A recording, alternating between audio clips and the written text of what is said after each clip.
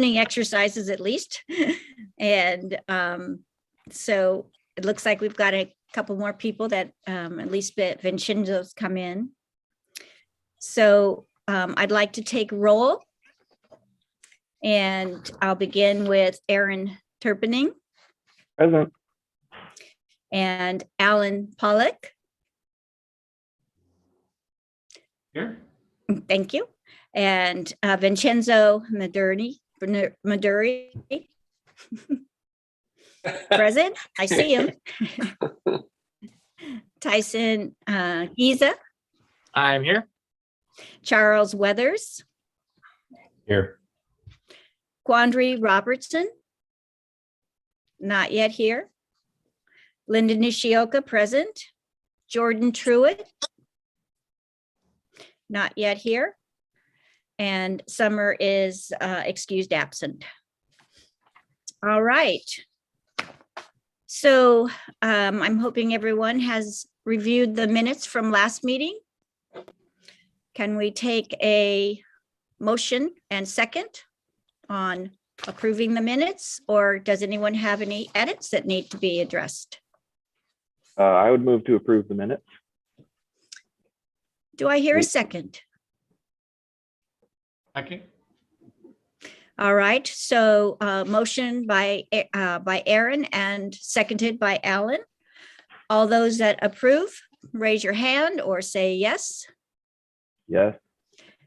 Any naysayers? Anybody not approving? All right, it passes. Action items. Looks like. Do we need to approve the agenda? I know it's just. Oh, thank you. See. I know it's just a formal exercise, but. You know what? I'm so glad you're here, Aaron. And I'll move to approve the agenda. Thank you. I don't even have to ask. Do I hear a second? I'll second it. Can I second it? You're technically not the chair. I don't know. I'll second it. All right. That was Vincenzo. Or yes, thank you. And so all those agree? Thumbs up? Aye. All right. And that and approval of the agenda passes. Now we'll get to action items. So Cherie, do you have anything that you want to start there, or do you want to just go, since we have none, to just go to information? I did want to thank Aaron. This is his term. He terms out. Expired. Expired. I have to say, I typically have not liked the Zoom meetings because I can't see everybody at the same time and we don't get our kind of connecting like we do in person. But this is the one time that I'm glad, considering those of you who have been on the board, there's something about when somebody's going off the board, I lose the professionalism and I become blubbery. So I think on Zoom, where I cannot see Aaron in person, I will be able to do better. So you're all reaping the benefits of that. But Aaron is just amazing. He has pretty much always volunteered to be on every committee that I've had to work on really tough issues and items. And he was on the committee with acquisition opportunities that we put together a structure for how we would look at those. He was on my grant subcommittee. He is the one who always asks tough questions and makes us all think during the budget discussions that we have. His leadership, I thank you so much for that. You have been chair a long time. You have some good people now that have stepped up, but you were always there in a strong leadership position. And I think just your love and support for the city in which you live and for downtown has just always been very appreciated. But just you as a person, I will miss not having you on the board. And you've done just so much in your job for downtown. The kinds of buildings that you've designed really have, you'll have a legacy here forever. So thank you so much for everything that you've done. Thanks, Sheree. I'm definitely gonna have to just come down and visit you from time to time. And just, I don't know, I'll just somehow vicariously live through those meetings and as if I'm still on DAB. Well, No, you're it'll always be- welcome. Thanks. Yep. Just, there's no words. Okay, see, now it's happening. See, oh, whoops, Okay, moving on. okay, see, it's because your face is now in front of me, really big. So anyway, thank you so much. Okay, so Linda, Yes. I guess, you know, the first thing I want to do is ask if any of the board members have any questions based on what I've given you, because I want to make sure that it's just not me talking, but that if there's something that you want to talk about, that we talk about it. So is there anything that you guys want me to specifically cover or give more background on if I can, or anything based on what I gave you? Well, the recent document that you added with the additional projected costs, is there anything that you want to review over on that? Well, that document is current. I just got that from facilities, and it's Okay, it's certainly easier and simpler than the other one I put in the packet. So I would just ignore that one. It has way more information that you need. This one presents itself in a lot simpler fashion. So one of the reasons why I wanted to share this information is a lot of you are new to the board, have not gone through a budget discussion process yet. And typically the finance manager comes to a board meeting, gives you a draft budget. And again, we have 90 minutes. They go through it, and then we have to make tough decisions. They then go back, look at what we talked about, and then they bring it back and we have to approve it. So we don't get a lot of time to really talk about it. But recently, during our meetings, there's been discussions about, we wish we had, you know, events in downtown.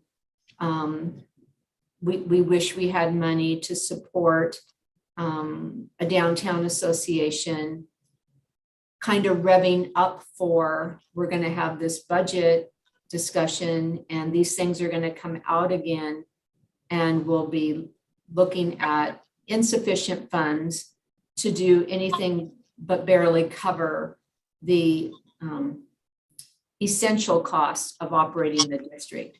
So that was the other thing I thought we could, I want just managing expectations.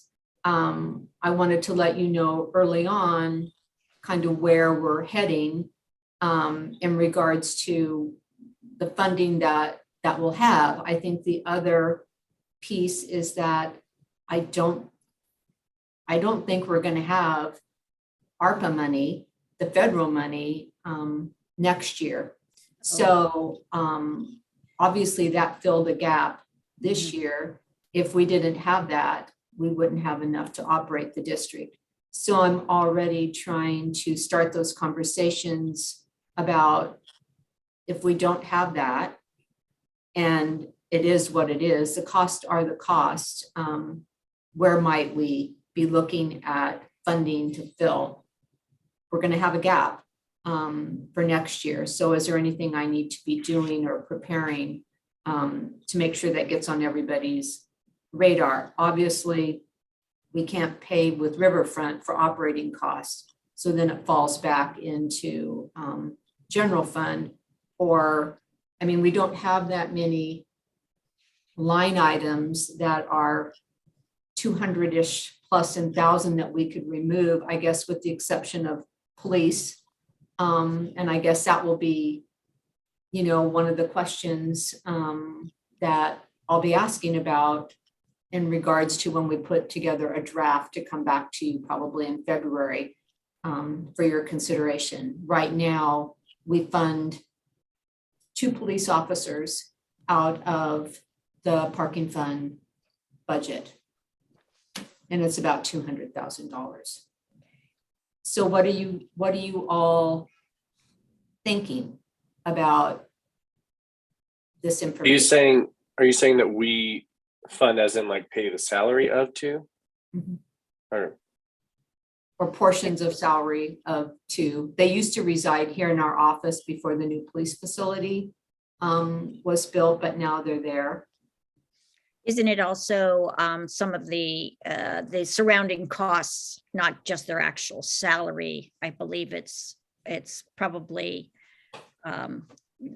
benefits and things, because 200,000 for 2, of course, seems a bit high, but I'm sure it's, taxes and benefits as well.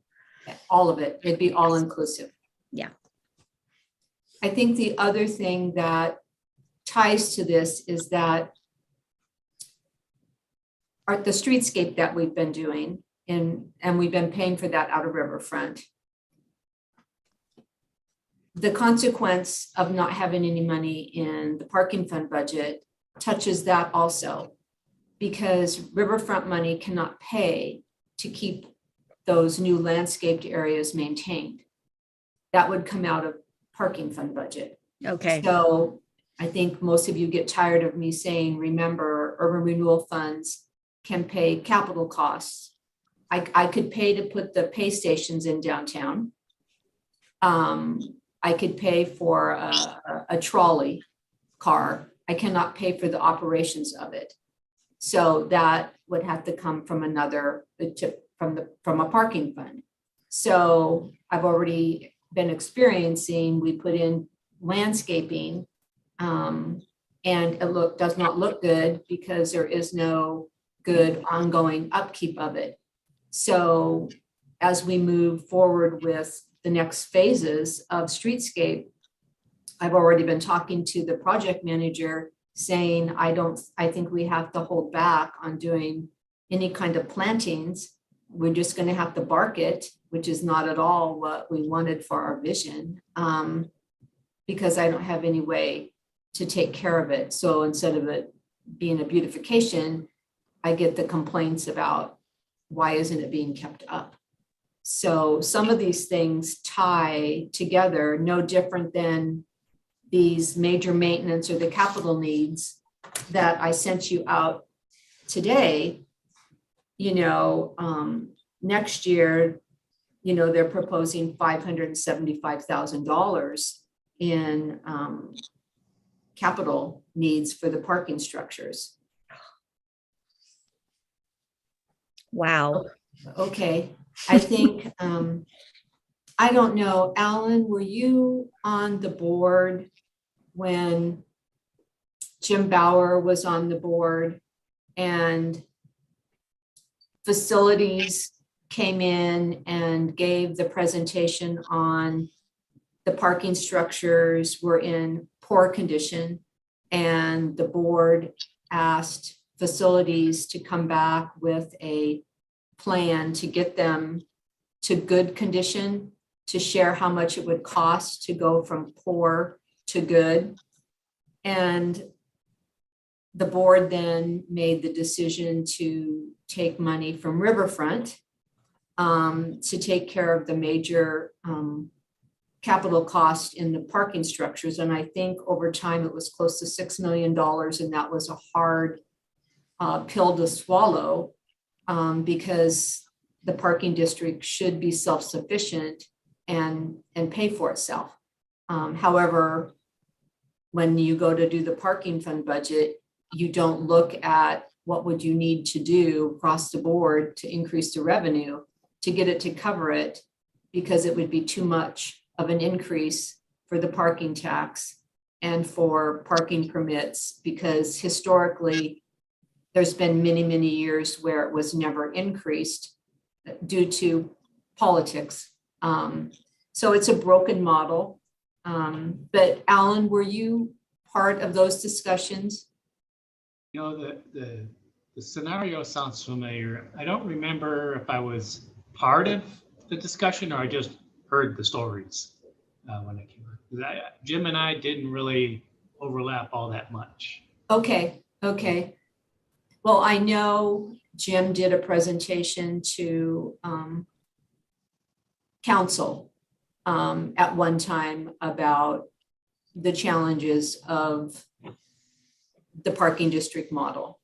So it's been a long time ongoing issue that it's not self-sufficient. I think once we got all of the major improvements done and we increased the permits, we had 2 years maybe, Aaron, where we were able to put a small amount in a reserve because there were no big costs like we're seeing again as far as capital improvements. So the other reason why I wanted to start this conversation is, you know, are we going to have to look at riverfront budget when we have those discussions to cover cost of keeping the parkades in good condition?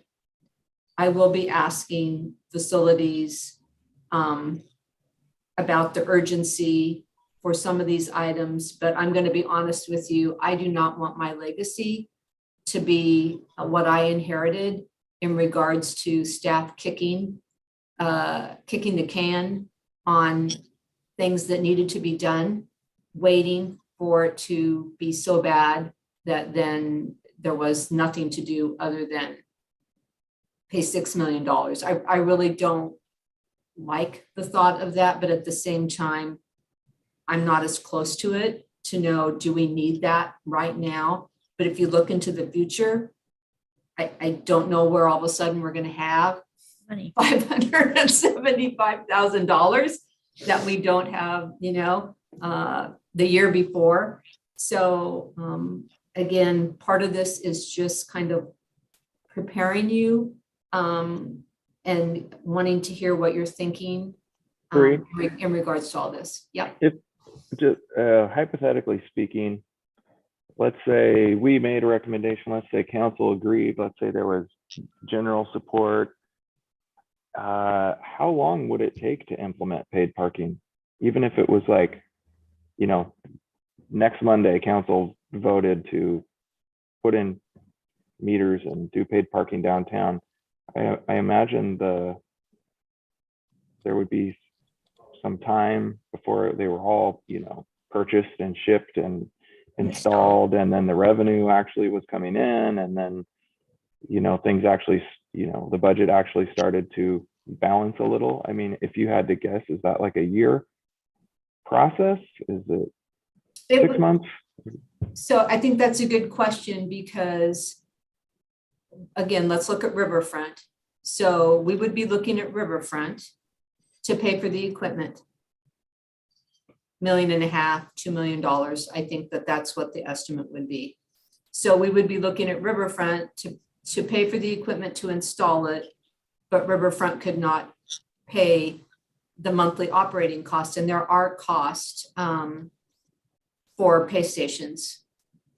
So, because we've done 3 phases of pay stations around the Capitol Mall and expanded it. And yes, I mean, the pay stations come from Sweden. I think it comes from Calais in Sweden. They're called Flowbird now. So yes, you have to get in the queue, place that order, have the money to put behind it, wait for those containers to come in, get them installed. And then we would have to have a transition period between continuing to take the parking tax, because until we actually have the revenue from the pay stations, you have to have some money to operate it. So probably, and then we would want to close the parking district, and that would be a process. So probably 24 months to 36 months in a perfect world.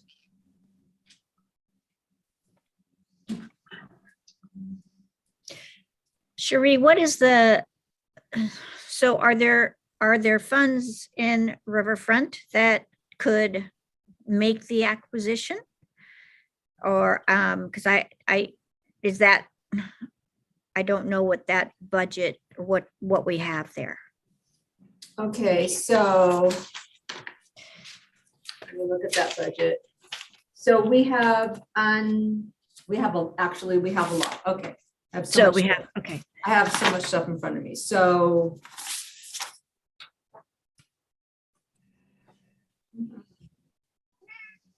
we have a line item called committed to future projects that, and I'm looking at the budget that is in the budget book of $9 million. okay.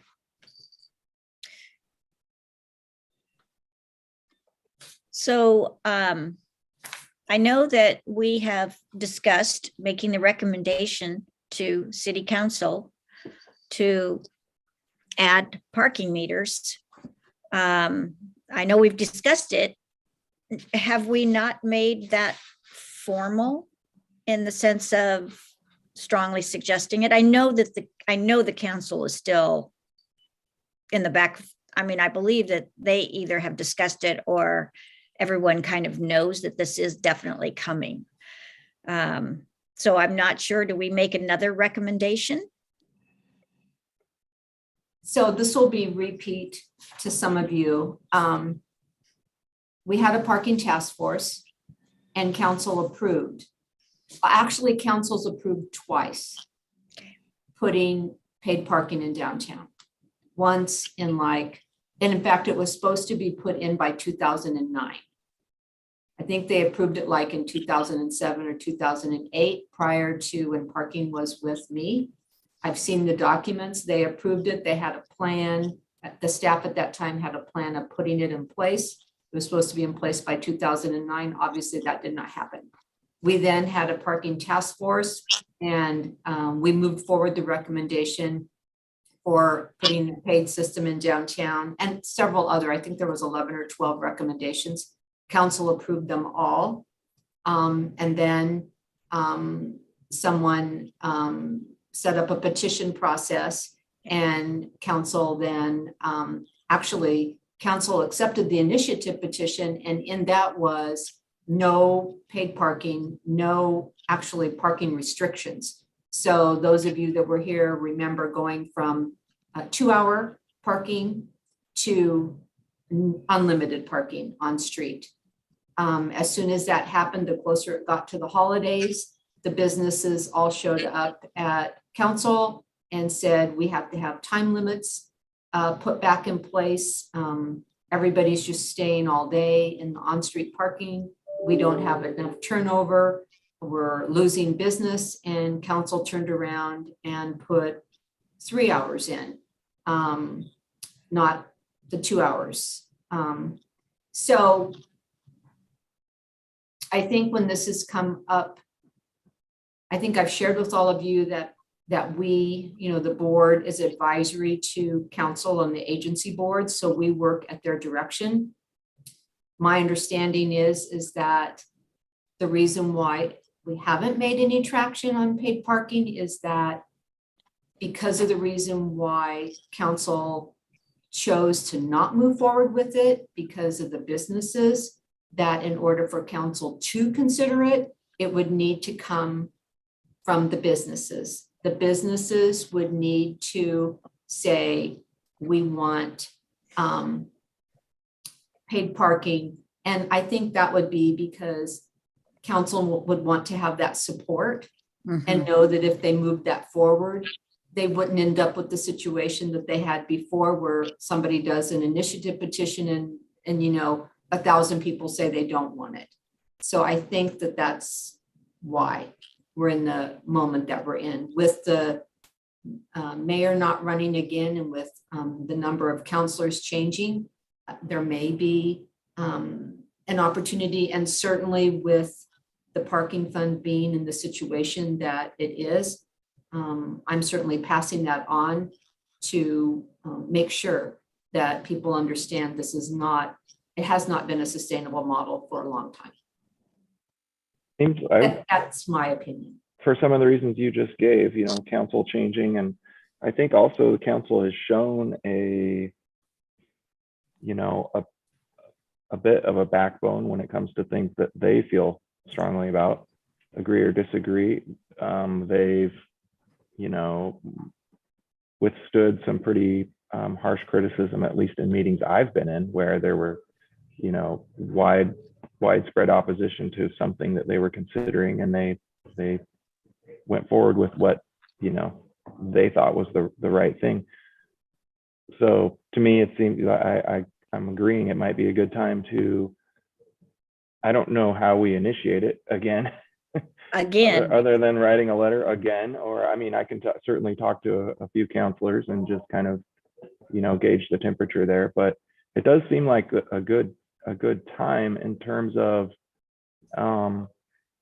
many of the businesses downtown have shown a willingness to take out parking for, say, the outdoor seating for restaurants, which I think just a few years ago, they would have said no way, because at that time they thought the few parking spaces were the most precious thing in the world.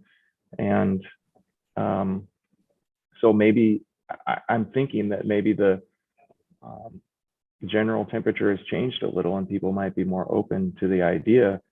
I know not everyone is going to agree. Probably some of the same voices who were in opposition many years ago will still be there. But I'm just thinking through that. If said person does a petition again, and random people who are just walking up to Isaac's for coffee are asked, hey, do you want free parking or do you want to pay for parking? Oh, I guess I want free. And they sign the petitions. Well, maybe the council will not, fold under that this time. Alan, looks like you want to say something. I'll be quiet. Yeah, thanks. I should know the answer to this, but I don't. But is the draft climate action plan address paid parking at all? And is that an avenue to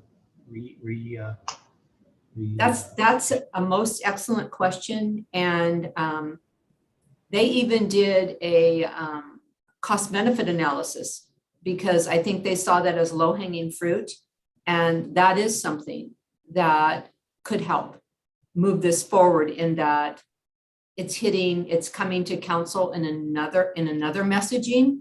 But yes, that consultant took and did a separate analysis to show that it was feasible, financially feasible to do that in downtown. I mean, obviously we knew that, but they did it as part of that particular plan. So yes, very much so. Yep. That could be the opener. Then once the council approves it, then we could follow on and say, in alignment with your plan you just adopted, we're recommending that option, or whatever they call those recommendations, or whatever they call it in the plan. Great idea. Yes, great idea. Thank you, Alan. Would that be something that we need to, as like a group, create something to present to them? Or is it more, what's kind of the idea? Maybe I just misunderstood. Well, in a perfect world, they would direct us. Okay, they would direct right. staff, or they would direct the advisory board to look at and bring back a plan for implementing paid parking to address the goals of the climate action plan, or who knows what. Right. I mean, I think the other thing, Aaron, right now that's going on is that I've actually had a business meet with me because they want paid parking. And they think that there is a real movement for paid parking. And they wanted to know what the process was to start a petition for paid parking. Now, in a perfect world, it doesn't get much better than that, because if a business gets the businesses, then it totally jumpstarts it. So we'll see if that business moves forward with talking to their neighbors and getting a petition signed and moving that forward. Because if it comes from them, it has a lot more weight. Do you feel comfortable sharing who that was, or would they rather remain? Yeah. It actually was Scott Cycle on Commercial Street. Okay. So Dawn was very passionate, and I walked up what the legal process would be for that. But she felt that the vibe in downtown was more for it than against it. I mean, we all know the four people that have always been against it. So we'll see if the voices of the other, can outdo the four. And I think, in hindsight, Aaron, it's different if somebody stands on the corner and says, would you love hanging flower baskets? Would you love holiday lights? Would you love, to be able to have a revenue source that would pay for events and marketing and who knows what, versus do you want free versus, paid? Because, if you go on the city of Pasadena's website and you look at parking, because they were one I researched way back when we were hoping to maybe go to paid, they had just gone to paid. And when you go to their website, it basically tells you what you get, because that's certain. You can tell that in order for it to work in that community, they had to give something to the businesses and to the public for that expense.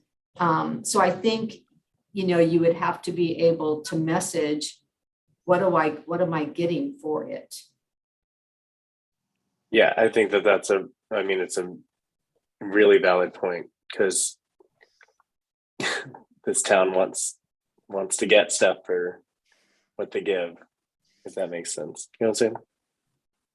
So yeah, I agree. Putting together some kind of pamphlet or something that is very visible throughout, or is it, something that the businesses come together to put on their windows in a way that they do other things, like your support Salem, or what I'm saying, like something that makes people feel good about doing that, rather than we're doing it because we want to. I mean, we know what the list is of things that we don't Right. have. I Right. mean, I don't think we've power washed the sidewalks right. for 7 years. I mean, if a property owner doesn't do it, it doesn't get done. Same with Right. sweeping the alleys, same with, Mhm. we talk about, security. Well, if you want to have somebody walking up and down the sidewalks or have a different presence, you have to have money. Right. If you want ambassadors, or I don't know, whatever you want, you have to have money. So where did you say that was? I apologize that I missed it. Where is that kind of template that you said would be, they have on their website that we could Vincenzo, utilize? are you not hanging on every word I'm saying? I mean, come on.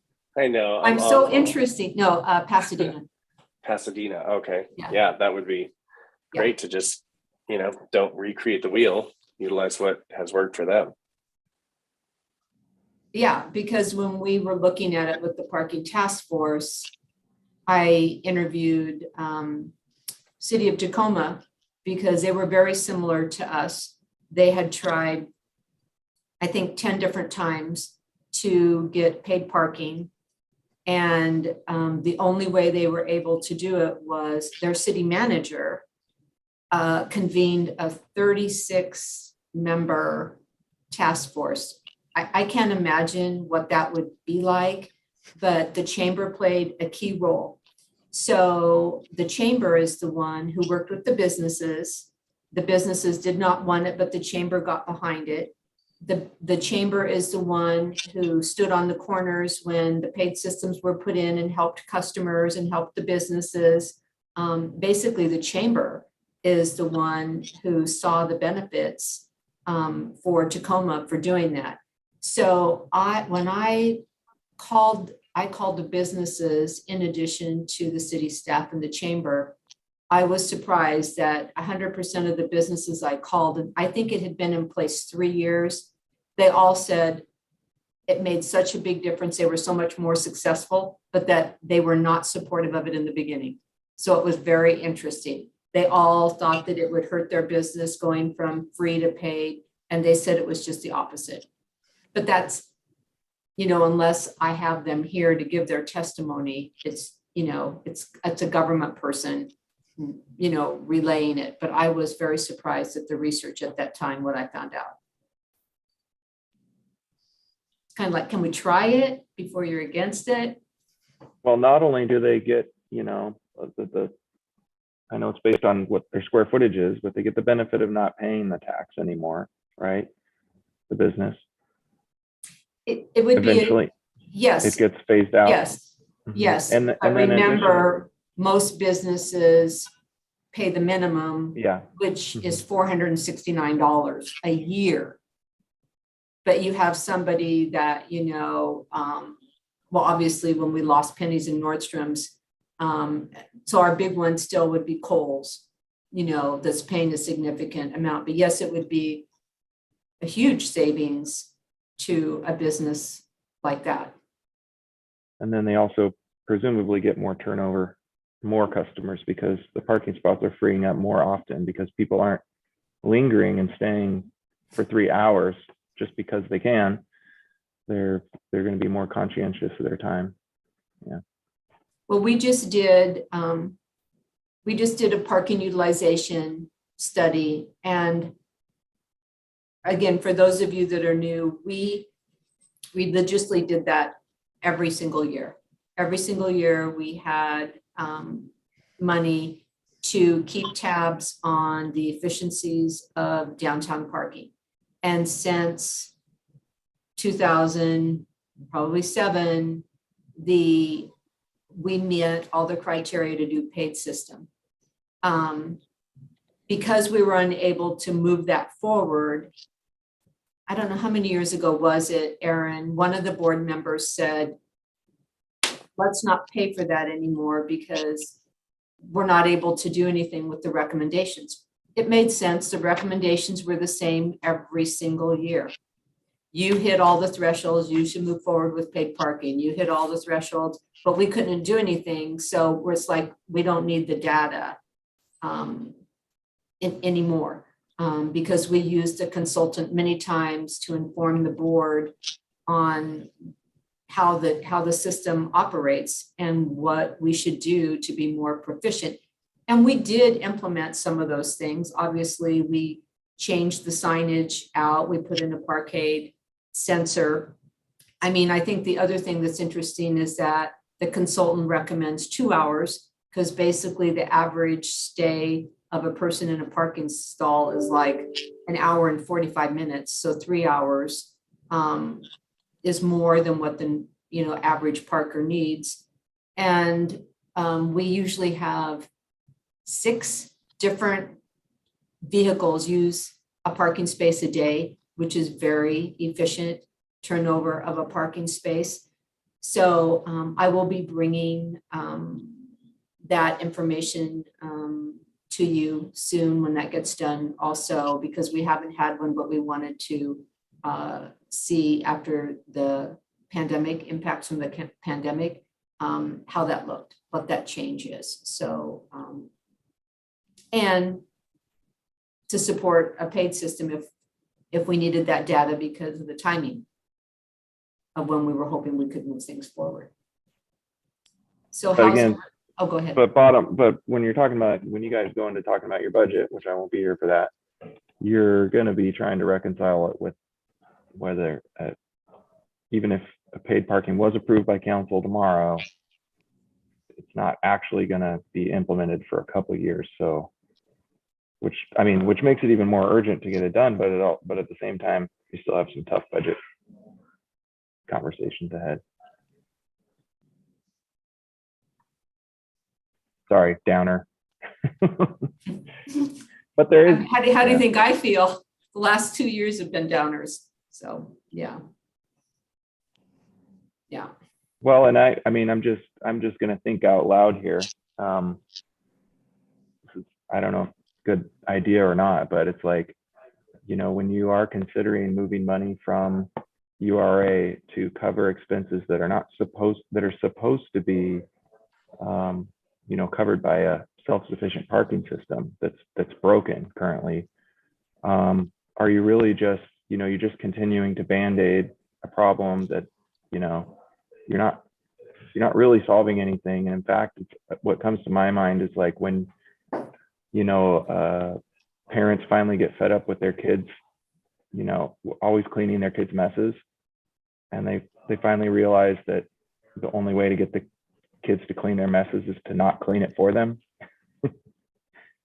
Because as long as you keep cleaning up their mess, then, oh, everything's fine. I don't have to change. Again, maybe not a great idea, but I'm just kind of thinking like you continue to dip into URA to cover something that's broken. Well, that broken thing never gets fixed because you just keep, you know, doing this patch that's not really addressing the problem. So anyway, that's maybe an aside, but But Well, the others, it's a good point, Aaron, because that's what it feels like we've been doing is we've just been trying to Band-Aid the budget and fingers crossed, we keep hoping that something will happen and it hasn't. And it's just, if it does take as much time as Cherie has said, 2 years, I mean, what are we going to do for those 2 years?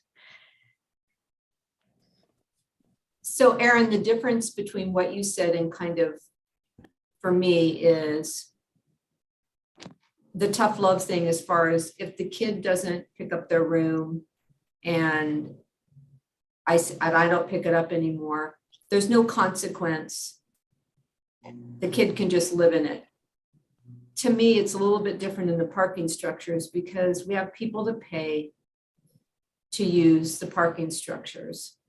And we have businesses that pay a tax, even though it's not sufficient to cover the cost for their customers to use. So it's not just me who's paying the consequence for, it's others that have to endure.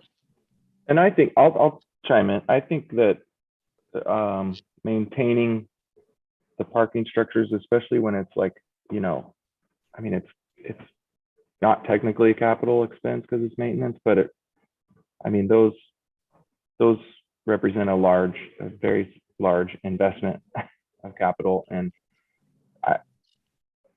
my feeling is maintaining those is a little bit different conversation than say clean team, police, all the other things that we want, but we can't have because we have a broken system. I think those are the things that have to go, you know, by the wayside until we can get paid parking. I think maintaining a parking structure, I mean, if you don't maintain it and it falls apart, and yeah, you're just creating a bigger capital expense later. So yeah, sorry, I didn't mean that in regard to maintaining a large investment. I appreciate that clarification because I get asked that all the time. Stop, I guess I'm told, stop going around and shutting the trash cans. Stop picking up the trash. I've had 3 of the Rubbermaids stolen this week and I've had to go replace them. With the rain, they fill up with water when they pull them out. I can hardly get them back in. But I think people say that to me because if I didn't do it, then if you want to know what it's going to look like, yeah, I mean, that's something to think about. I mean, so your recommendation, the board's recommendation this year is we're not paying for cleaning. There's $77,000 right there. We don't pay for cleaning. What's it going to look like? I mean, okay. Yeah. I mean, if we don't pay for the cleaning, then I'm not going to have the trash hauling cost because I don't have anybody putting all that trash in these dumpsters out back. I don't have to try to get parks to come and pick up the bags of leaves off the sidewalk that I don't want to put in the dumpsters because then I have overage charges in when they pick them up. Yeah. So every time a business calls and says, hey, I got these leaves, or hey, I got this, there will be, I don't have to worry about it. I mean, but again, I don't know how that will work with the businesses who pay the tax and have some expectation. It'd be a matter of, we can keep the parkades open for you, but we can't do the other.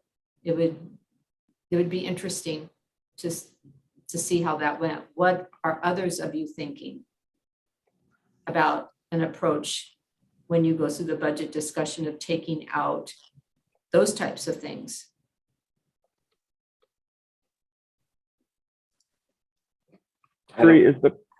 Sorry, just really quick. Is the grant, the federal grant funds covering last budget cycle or this upcoming budget cycle? No, last. We're in this Last one. moment. Yeah. In this I moment, don't- and they're not coming next year. Okay, just I don't think so. I don't think so. We Yeah. have like $253,000. mhm, yeah. Now, if we're gonna get technical, the city has an ordinance that says businesses and property owners are responsible for taking care of the sidewalk in front of their business. So again, because there's an inconsistency in that, we've backfilled with having Garten so that those that don't pick up, those that have vacancies, those that aren't there, we don't punish every visitor because of that. I mean, and in general, that ordinance isn't enforced because staffing doesn't have the ability to go around and find somebody if they're not keeping in front of their building clean. But that's the other side of it too. When you say the enabling piece, we've taken care of what technically, according to the ordinance, they're responsible for. And there are businesses that are amazing and you could eat off the sidewalk in front of theirs, but unfortunately that's not the same for all. What's everybody thinking about that? I hadn't really thought about that, but. Like, thought about the taking away certain things to see if it makes people want to support it more or something. No, just if you have a gap Mhm. and there's those types of line items. That's all Right. Aaron's saying, Right. would people be more motivated to think about the system being broken if we don't keep covering up the consequences of the broken system? So I just like thinking about this community and what we've learned and what we know so far, I think that it would just be more complaining. I don't think it would be like, oh, wow, we need to band together and do this together. It would just be like, well, why aren't they fixing this? And why aren't they doing that? So that's what I would see or think would happen. Unfortunately, rather than it being a call to action, it would be a call to complain. Cherie, I would be curious to find out what local businesses here are aware that I mean, you would think it would be common knowledge, but what businesses are aware that is their responsibility to clean that? And there's rules that just haven't been, I guess they haven't been spoken to about that, and they just aren't aware of it. I'd just be curious to find out how many of those businesses exist in the downtown area. yeah, I have no idea how many I mean, do you know tell about them it or not. when people call you to complain about something? Do you let them know that it's their responsibility, or do you just go clean it? Would you like to know what the owner of Rite Aid said to me when I said that keeping the sidewalk clean around their building needs to be a plan that they put together?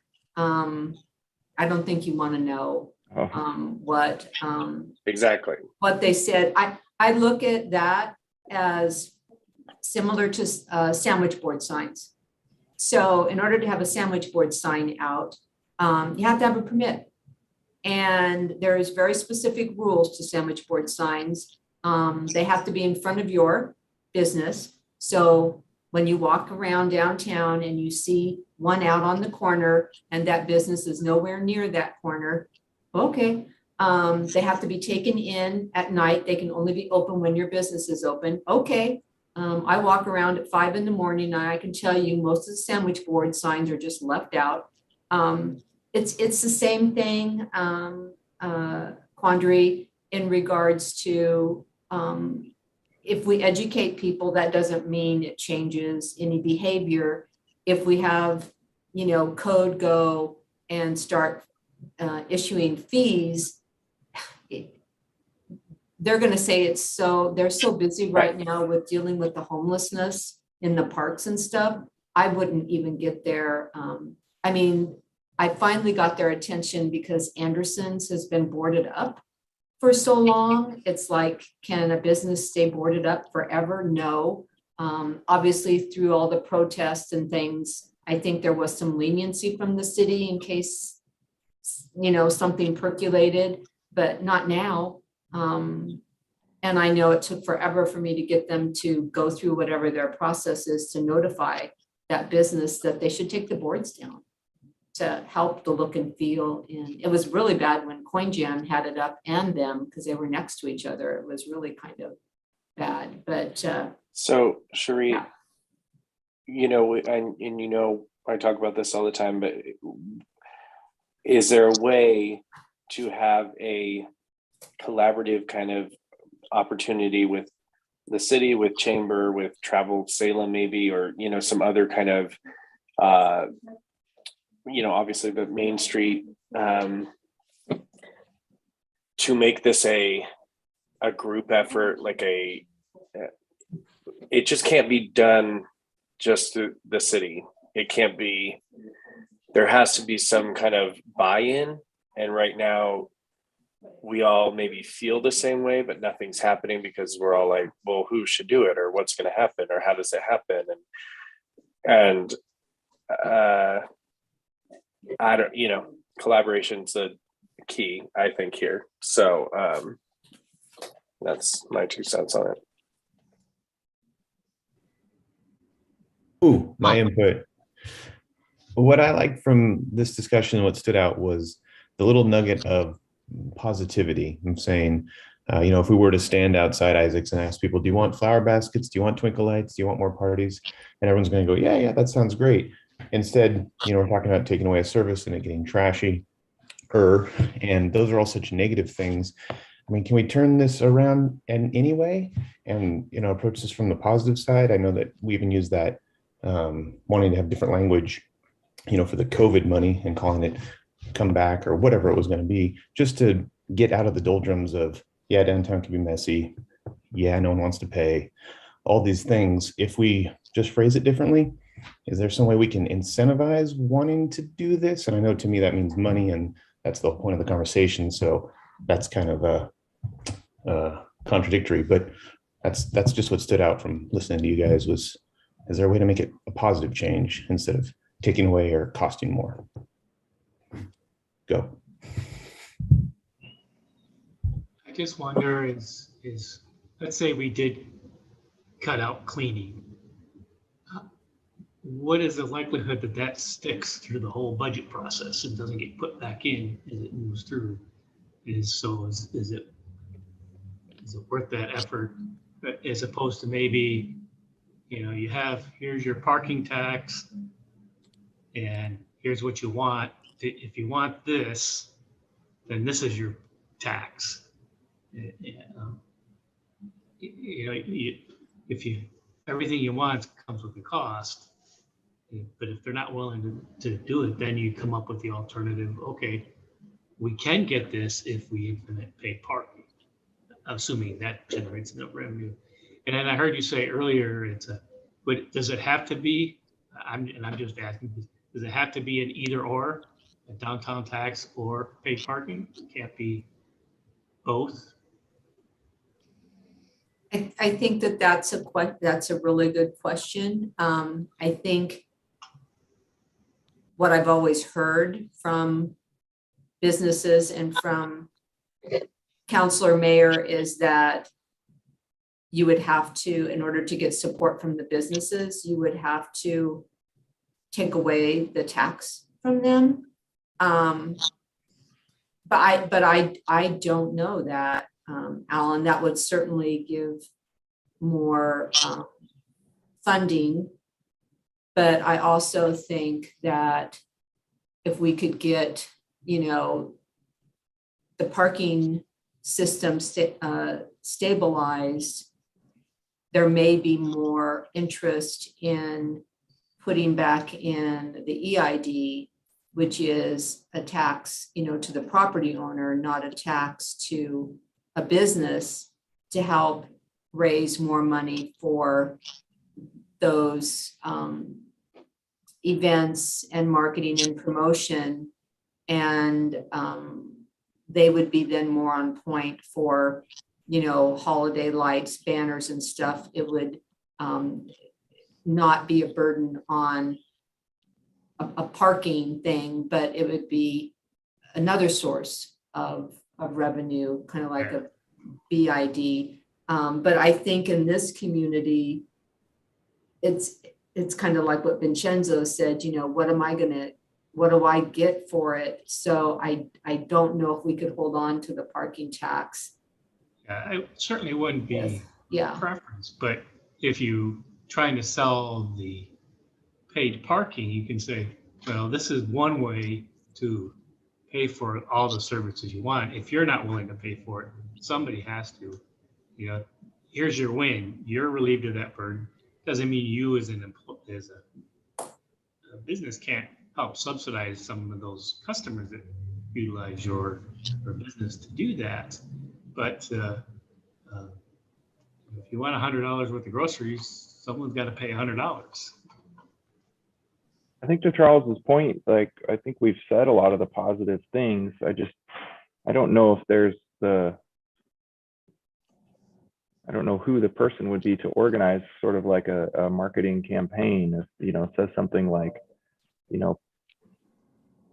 pay to play or something, something about positive, like you said, all the great things we want downtown, Cherie, like Christmas lights, cleaning, obviously, but activities, events that are organized, and, all these great things that I think just about everyone would be in favor of, and it is all positive stuff and really exciting. And you're saying, we pay the meters and we get to get all this great stuff. And we talked about, it was a couple of years ago. I remember, it was something about the salmon, and we couldn't open something, and so we were like, let's spin it so it says, thank you for your patience. This is to ensure blah blah blah. So it was like the bridge. Mm-hmm. The bridge. That's what it was. Yeah. The Peter Courtney Bridge. Yeah. Yes, exactly. And so I guess this is that kind of thing where this is my interest of like, how can do we have like a marketing team in the city, or is it something that we need to not outsource because we don't have the money, but can we partner with other people because we're all the people, like I said, that have the buy-in, the ideal world, all these things. I think the ideal world would be, the businesses organize it. If Right. Main Street could sort of put the charge out there, and, get a, solid group of businesses signing on, and, putting the banners in their windows or whatever, just kind of building that sort of public support, so that, like Cherie said, that then when the council is considering it, it's an easy decision for them. But I guess my thing is that we also know that Main Street doesn't have the funding that they need to do whatever they could do. So it has to be a stable, substantial organization that has clout. I don't know the history. I'm sure there's plenty, but I would want to lean on the chamber for this sort of thing. You mentioned, Sheree, that's how it worked. Was it in Santa Fe or wherever else, or I don't know, the other city. And also, Charles, are you not hanging on all my words too? well, You and Vincenzo, come I missed on, it. you guys. Tacoma. Tacoma. Well, there was some else. I was gonna and Pasadena. Is that what you said? That's close. Closer. That's closer to Santa Fe. Okay. I was like, I know Pasadena. I just have And that. Pasadena is beautiful. Yeah. The streets are so clean. I think it should be the chamber, and also because the meters rhymes with greeters, so I feel like it's meant to be. No. Very Okay. good. We've got the tagline. We got the tagline for that.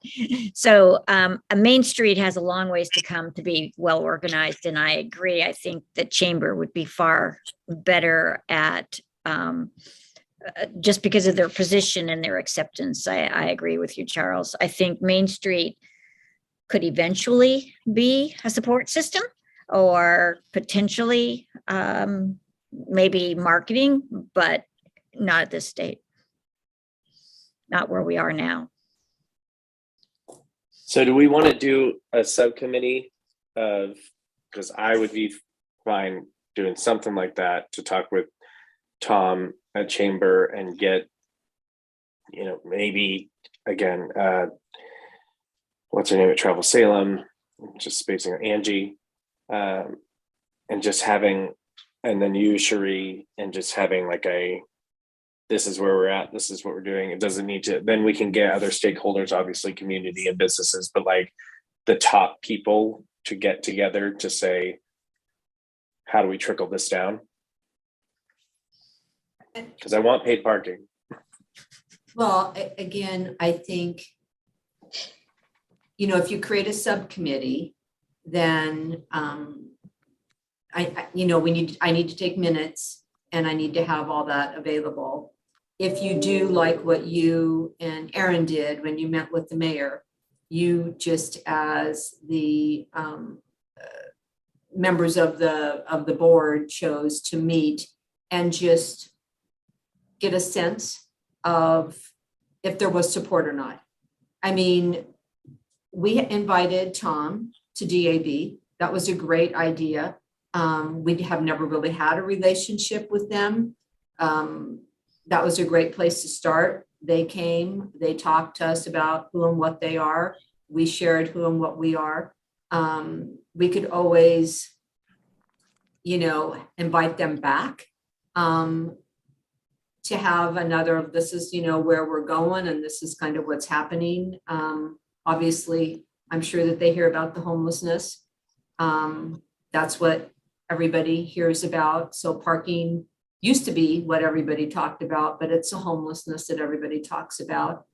But, if a couple of you met with them and they were like supportive, it was something that they'd be interested in, we could then bring them back to the full board. Or again, we can have an official subcommittee meeting. It's just different than like what you and Aaron did. If you vote on a subcommittee and you have members of a subcommittee, then there's requirements of how we make that transparent with the public. But I just want to make sure to share too, DAB's always taken the approach of the education piece too. You had your meeting, even though we didn't get as many turnout for it, but the goal of that meeting was education, to let people know who the advisory board was, and to also test the waters as far as what's everybody thinking about downtown paid parking. So things like the sandwich board signs, things like you're responsible for keeping things clean, things like you're not supposed to blow the leaves into the street without picking them up, which is another one of mine every day I see happen. I mean, that could be simply, did you know, or, part of, if you're part of downtown, this is, you may not know, but this is kind of, the education piece. You may not know, but a permit's required for a sandwich board sign. You may not know that, keeping, there's ways to present information about the codes, more in education versus you're doing something wrong and you're in trouble. So the education piece has always been a part of what DAB has always thought was their kind of their role too, about what happens in downtown. So I can think about the best way to kind of get the answers to some of those questions and educate people to help out in downtown, especially if there's any thought that we would present something that would take away some of the cleaning or whatever in downtown. I think Alan asked a question. If you chose to present a budget that took away a police officer, took away cleaning, took away some of those things, how would it go? Would it move forward through the budget process? Who knows? I mean, typically the board makes a recommendation and then, the city manager and the director look at it. Usually they're presented with both. So if you're a council member, you see DAB's recommendation, you're going to see the difference. If there is a difference between DAB's and what city manager is presenting, it's not uncommon that they're different. It's just always kind of been like that. When will we The goal is to have a match, but they don't always match. When will we know? Because Steve is leaving this year, right? End of February. End of February. What's that process in terms of getting? Because obviously that's another stakeholder that we need to have a part of that conversation, right? Excuse me. So right now, I think that they're hiring a third-party consultant to spearhead the recruitment for the city manager. Kristen has been asked to be acting city manager until Steve's replacement is in place. I think the goal is to try to have his replacement done by June, but with the way the job market is and all the challenges right now, could be fall. So she's indicated she won't be applying for that job, so she'll be coming back here when that recruitment is over. Urban development is going to have Norm Wright, he's the director of CD. He'll be available to us in the interim. If any of you know Annie Gorski, she's taken a job in Montana and she leaves into February also. So, and she's the deputy to Kristen. So not changes, clearly, but yeah, so Kristen, obviously, because she knows us, she'll be the city manager, but I doubt in the time that she's in there, there'll be, because we have the elections and stuff aren't for a while. But yeah, so we are losing some of the people that you've talked to, but it's, again, kind of like with Aaron, the timing will be interesting. Obviously, Councilor Stapleton, I don't think is going anywhere. And you guys have already had a great conversation with her. I've already queued up your concerns about parking in the communication you sent during budget and in the meeting that we had with her. So Cherie, do you feel that it might be helpful if a couple of the DAB members met with the mayor and to get a feel, and then would you go ahead and start to review the potential of having an educational presentation that we as a board could do to the businesses and if building owners wanted to join, that we could do so we could educate them on the costs and sort of promote the concepts of what they're responsible for and what can be done by the city or what is to be done by the city and the structure of the budget and how we can't do much because of the budget. Is that something that we could maybe plan for later in 2022, spring, summer? I think it was a good idea that Vincenzo had that that you connect with the chamber. Okay. The mayor, yeah, the mayor's already kind of given us. I think he gave Aaron and Vincenzo the same message I've always received from him in regards to paid parking. It needs to come from the businesses. The businesses come forward, then there'll be that support. I think that's been consistent. So, but we don't know about the chamber. Haven't asked the same questions to the chamber that was asked of the mayor. But, you know, I think we need to wait for the new mayor to get a sense of, I think keeping Councilor Stapleton, you know, up to date on what you're thinking, make sure she knows that in addition to homelessness, this is still a budgetary thing that is important to all of you. And yeah, I'm gonna work with Rebecca on some type of educational piece and then figure out the best way to share that type of communication. And that's just for the good of downtown. That's Would just you for the like- good of the order. Would you like one of us to reach out to the chamber? Yeah, I mean, I'm already talking with Tom about some other stuff, so I'm happy to talk to him about this. I think the only thing is, I probably won't like have the most like in-depth understanding to be like, this is what we've been talking about and needing and everything. So that's why I was like, Sheree, would it be something that me and you at least could talk to Tom so Sure. that it gets more of an understanding. So I'm not just being like, we want it. Yeah, How do no, we do it? I certainly can give the historical, Okay. you know, kind of framework to what the board's Okay, been great. looking at and the history to the best of my Well, understanding. Sheree was just at a luncheon with Tom yesterday. We've been seeing lots lately, and I'd like to be part of that conversation. Wonderful.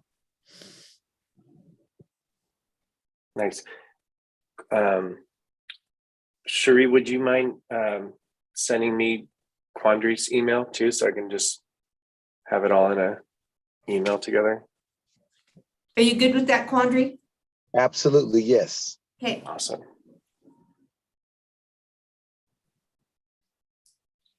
so I want to jump real quick to Riverfront. So I think during this year, Aaron has mentioned to me, let's do more streetscape than what we've done. And what I mean by that is historically, the board has been very consistent and has been very helpful to staff in knowing where you want the money to go, the priorities. It's historically been keep the money in the grant programs, because that way, when you have a Penny's building owner or a Nordstrom's building owner, or if somebody wants to go into TJ Maxx or Liberty Plaza or the Pit, we can be there to help. We have the money, we've prioritized having money to try to come in, and we've done a really good job of having that money to help get bigger projects into downtown. So I just wanted to check in on that. And then the second priority has been streetscape. We know it's going to have to be done in phases, and we know it's going to have to be done over several years. but there isn't anything that says we can't put more money towards it and do more larger areas sooner. Obviously, a piece of that would be a conversation with Public Works as to their capacity to take on more blocks. But I just wanted to touch base on that because we've also had in the budget smaller type of projects. And I'm thinking maybe this year we just really focus on keeping the grants available and Streetscape as the top two things we put money towards. Hold some money in there for acquisition opportunities because just in case, you never know.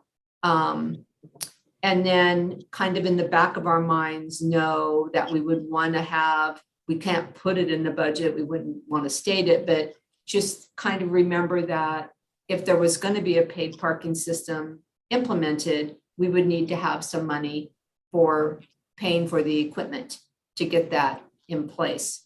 I just kind of wanted to know what you all thought about that. And then of course, we've got this one off of possibly parkade improvements too. What are you all thinking about that?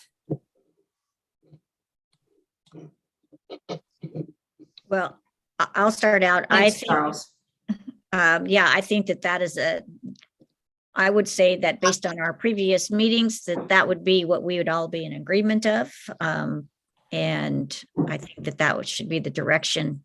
Does anyone else have any opposing comments or additional items? I'll say it again since it's my last meeting, that I just don't want to have happen downtown what's happened in the past, which is you come up with a streetscape design, you implement a couple blocks, and then economic crisis, whatever, things change, and then and then we have just total mishmash of multiple different styles and designs, and none of them ever really became a cohesive and, you know, was never really implemented. So that's where I keep beating that drum, and I know everyone's in agreement, so I'm preaching to the choir, but that's where it's coming from. It's like, I would love to see us do as much as possible so that it just doesn't fizzle and die and not really happen. So, well, correct me, Aaron. I believe you had asked and tasked Cherie to find out if that could be sped up to make sure that it doesn't get waylaid or overseen or taken away because we have a financial crisis or something that comes up and says, well, we need the money and we can't do this anymore. So again, I think that's what Cherie is trying to say. She wants to push those forward. Did I hear that correct, Cherie? Yes. So right now, I mean, last year it was frustrating because with COVID and because of the challenges with businesses, I was asked to choose phases or locations that had the least disruption ability of businesses. So we were trying to find locations that if we did streetscape, it wouldn't be a real negative impact. I mean, for example, if I did Court Street between Liberty and Commercial on the north side where Venti's and Great Harvest, and there's all these restaurants at a time when they're trying to get back on their feet, that would not have been a good time to do streetscape there where the sidewalks ripped up. However, that is probably one of the areas that needs it more than anything else because, you know, the city came in and removed all those trees there. So it really looks pretty awful right now. So we went and did it in places to kind of keep going where we started to kind of fill in. So, you know, you'll be seeing probably in February, they're going to finish the south side on Court Street there by Busick Court because we did the north side. So now we're filling back in on the south side. And then we'll be trying to connect up to where we did it on State Street. And then I was out today because we're going to try to do, Court Street on Commercial, come up to Chemeketa, then with the goal of when we do the UGM redevelopment, we would be putting Streetscape then that connected. But again, these locations do not have the same type of businesses, so the impact's not the same. And then in 2023, we'll be doing it around where the new 162 unit project will be with the Nordstrom's building. So I'm trying to be as strategic as I can, but I'm scheduled to be in a meeting with Public Works, and I am going to ask about the capacity to take on doing more streetscape.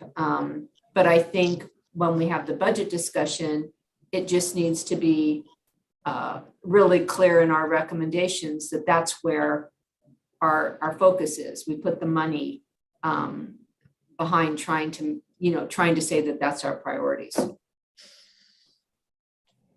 We don't have any. Yeah, I would say we want to make sure that that is our priority.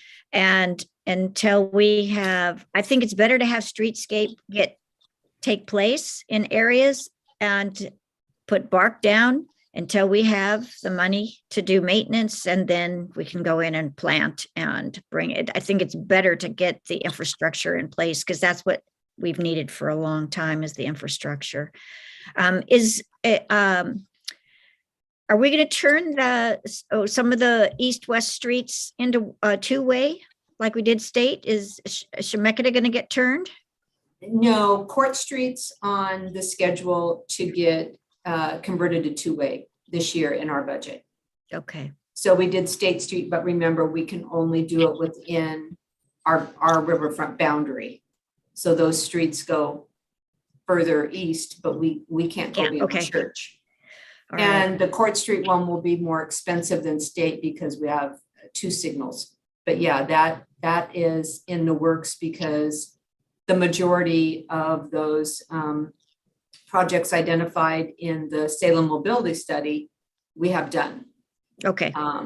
Over the years, we have done pretty much every one of those recommendations that's within our boundary to fund it. I will know. I also want to just say that it was confusing when Streetscape was happening on State Street because there was also the curve outages and that were happening, and I thought that was part of Streetscape and would tell people that. And so I learned, I was corrected, but there was a lot of construction going on that was not necessarily involved in Streetscape. So yes. Yeah, no, and we'll have to do. We won't have that confusion because the Busick Court is kind of not in the area where they will be dealing with 2 Wayne, but yes, that became part of the education piece. All the complaints had nothing to do with Streetscape.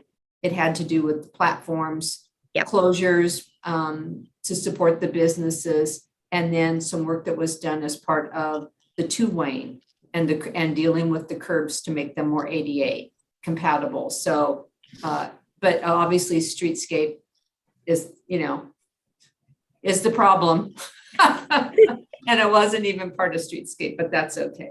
That's okay. Well, I know we're running out of time, but I wanted to let everybody know that next month, he couldn't make it this month, but I'm bringing Robert Chandler in to talk to us about the amphitheater booking practices. I know everybody is interested in that. So I was hoping to get him this month, but he had a conflict. So didn't forget, he'll be here next month to talk through whatever the city's practices are or policies relating to that. I'm very interested in that myself. all right, well, great. Then we'll look forward to that at the January meeting. Mm-hmm. And Aaron, I think that we all would like to keep you as a consultant and to utilize your knowledge and your reasonableness in so many things. I think if nothing else, I might reach out to you, but I'm hoping you'd be willing to at least give us opinions or sort of a bearing on things if we. Of course. So, Glad to. Yeah. So I think was there anything about what's coming to downtown or what's going on downtown? I Are we getting a Whole Foods yet? Are we getting what? A Whole Foods Foods. yet? No, we're not getting the Whole Foods. I'm so That's my sorry. next project. Street parking, paid parking, and then a Whole Foods. I think I told you last month that we bought the ABC building. I also know that Bill Putney's property is for sale, which is interesting.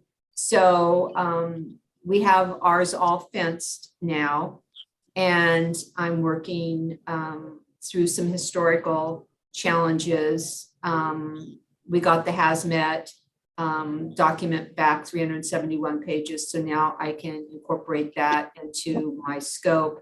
So moving things along. But what I think is very interesting is that probably once a month, another staff person, or I just get an email from people that want to be contacted when we go out with our solicitation for redevelopment. So I find that very exciting and good news that there's a certain level of interest already in that property before we've done anything. It's kind of like, oh, good, I guess we can sell it then easy. So yeah. But anyway, happy holidays to all of you, and thank you so much for all the support you give me. It's very appreciated. Thank you, Cherie. Yeah, Cherie. for all of your work. Aaron, don't go. Still see me around. I know. Okay. Thank you, All right. everyone. Yeah.